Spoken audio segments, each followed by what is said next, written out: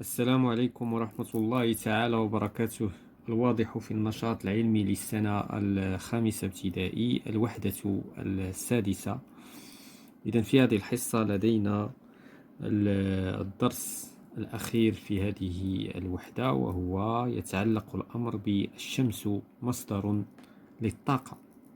إذن نبدأ هذه الحصة كما العادة بالملاحظة والتساؤل والافتراض. إذن في يوم ممطر وبارد دخل العم سعيد إلى المرافق الصحية لمسجد القرية المزود بالطاقة الشمسية ليتوضأ، فوجد الماء باردا جدا على غير عادته. سأل العم سعيد القيم على المسجد عن سبب ذلك، فأجابه مبتسما: ألا ترى أن الشمس تحجبها الغيوم طيلة هذا الأسبوع يا عمي؟ فتساءل العم سعيد. إذن من خلال هذه الوضعية يعني أن هذا المسجد هو يتزود بالطاقة الكهربائية بواسطة الألواح الشمسية التي تحول الطاقة الشمسية إلى طاقة كهربائية. ولكن إذا غابت الشمس وكانت السماء ملبدة بالغيوم، في هذه الحالة الأشعة التي ستسقط على هذه الألواح غير متوفرة، وبالتالي فإن العملية ديال التحويل ديال الطاقة من شكل إلى شكل غير متوفرة. إذن من خلال هذه الوضعية سنطرح التساؤل التالي: ما أهمية الطاقة الشمسية في حياتنا؟ إذن بعض الافتراضات. إذن الطاقة الشمسية مصدر رئيسي للطاقة على شكل ضوء وحرارة، وهي طاقة متجددة. إذن هي من الطاقات المتجددة لأنها طاقة لا تنفد. إذن ننتقل إلى أختبر فرضياتي. النشاط الأول: أكتشف الشمس كمصدر رئيسي للطاقة على كوكب الأرض.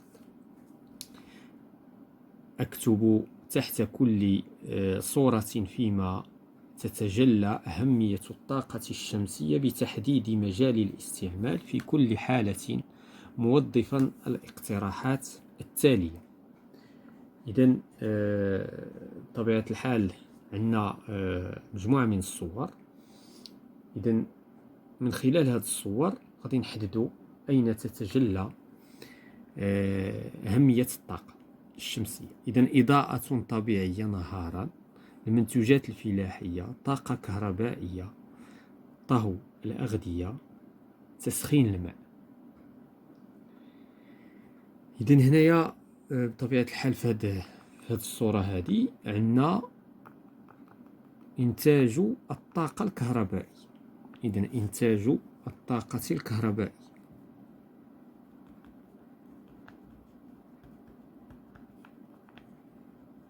إذن باستعمال الألواح كما رأينا الطاقة الشمسية لإنتاج الطاقة الكهربائية. بالنسبة للصورة 3: من أجل طهو الأغذية. إذن هنا كنلاحظوا أغذية يعني طهو الأغذية. إذن هنا الشمس من أجل طهو الأغذية. لاحظوا هنا كاين ما يسمى بالاحتباس الحراري، يعني فاش كتدخل الحرارة هنا كتبقى منحصرة في هذه المنطقة حتى كيسخن الطعام. إذن هذا بالنسبة للصورة الثالثة. الصورة الرابعة: تسخين الماء. هنا عندنا الماء ويتم تسخينه بواسطة تحويل هذه الطاقة الشمسية. إذن تسخين الماء. هنا إنتاج الفلاحي، المنتوجات الفلاحية أو الإنتاج الفلاحي. بالنسبة للصورة السادسة: إضاءة طبيعية نهارا. إضاءة طبيعية، إن هذا دابا سقف وعنده هذا ثقب كتدخل منه الشمس. إضاءة طبيعية نهارا. إذا ننتقل إلى l'activité numéro 2. Je découvre le rôle de la chaleur solaire dans les précipitations. يعني هنا غادي نكتشفوا عاوتاني الأهمية تاع الحرارة في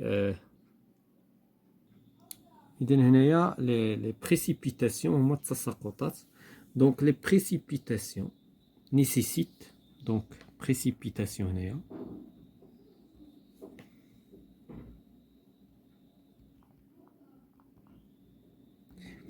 les précipitations nécessitent que l'air يعني هاد التساقطات كتطلب ان الهواء soit chargé de vapeur d'eau يعني كتطلب ان الهواء خصو يتبخر عفوا يعني الهواء خصو يتزود غادي يتشحن باش بلا vapeur d'eau بخار الماء ce dernier monte dans les hauteurs de l'atmosphère هاد البخار ديال الماء كيطلع في الاتموسفير في الغلاف الجوي و sa température baisse وديك الساعه الحراره نتاعو كتنخفض et où la condensation se produit من بعد كيتكاتف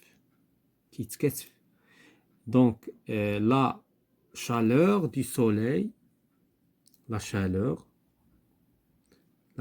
du soleil assure ce phénomène يعني هنايا حراره الشمس هي اللي عطاتنا هاد الظاهره هذه هنايا الحديث على دوره الماء يعني ماء البحار لولا وجود ديك الحراره نتاع الشمس اشعه الشمس التي تسلط على الماء البحار فيتبخر الماء ما كانش غادي تكون عندنا تساقطات لان التساقطات اصلها بوجود حراره الشمس ووجود مياه البحار المالحه التي تتبخر ومني كتبخر كتلقى الجو بارد في الغلاف الجوي الفوق من بعد فاش كتلقى درجه الحراره منخفضه كتكاتف ومني كتكاتف كتعطينا التساقطات والتساقطات كتنزل على الارض وعاوتاني كيجري الماء في الارض وكتعمر الانهار وكتعمر الابار الى اخره لهذا فلا شالور هنايا كتبان الاهميه اذا في البدايه شفنا الاهميه الطاقه الشمسيه والضوء دابا شفنا الاهميه نتاع الحراره إذا ننتقل إلى التنتيج دونك هنايا غادي نكملوا الفراغات بالكلمات التالية أشكال المصدر الرئيسي الشمسي إذا تعتبر الطاقة الشمسية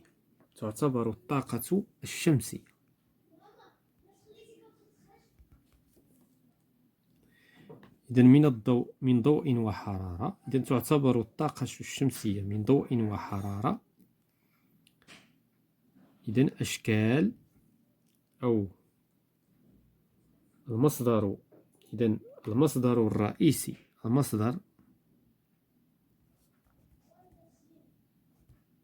الرئيسي للطاقة على كوكب الأرض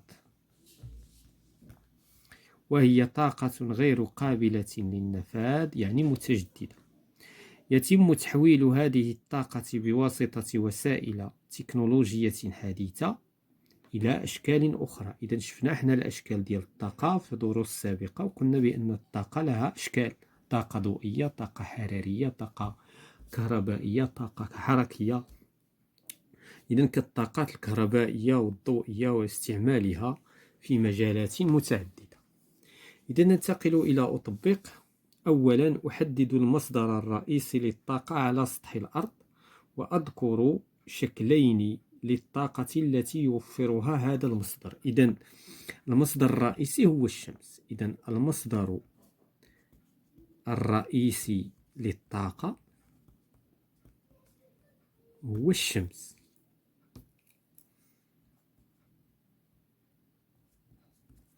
والأشكال التي يوفرها الأشكال إذن الشكل إذن الأشكال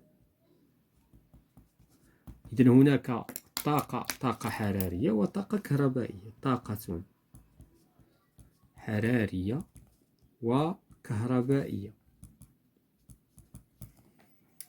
Donc la deuxième question, je cite 3 domaines d'utilisation de l'énergie solaire dans la vie quotidienne.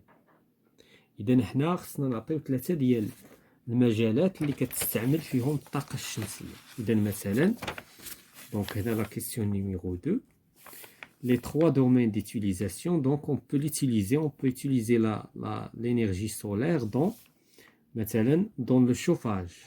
نقدر نستعملوها في الشوفاج في التسخين. Dans le chauffage. Comme on peut l'utiliser dans la production de l'électricité. Dans la production, يعني في إنتاج la production de l'électricité إنتاج الكهرباء l'électricité comme on peut l'utiliser dans l'éclairage يعني في الإضاءة اليومية l'éclairage des lieux يعني إضاءة الأماكن de jour في النهار. إذن هذه 3 ديال الاستعمالات 3 utilisations de l'énergie solaire dans la vie quotidienne. إذن هذا كل ما يتعلق بهذه الحصة حول الشمس مصدر للطاقة من كتاب الواضح في النشاط العلمي للسنة الخامسة ابتدائي.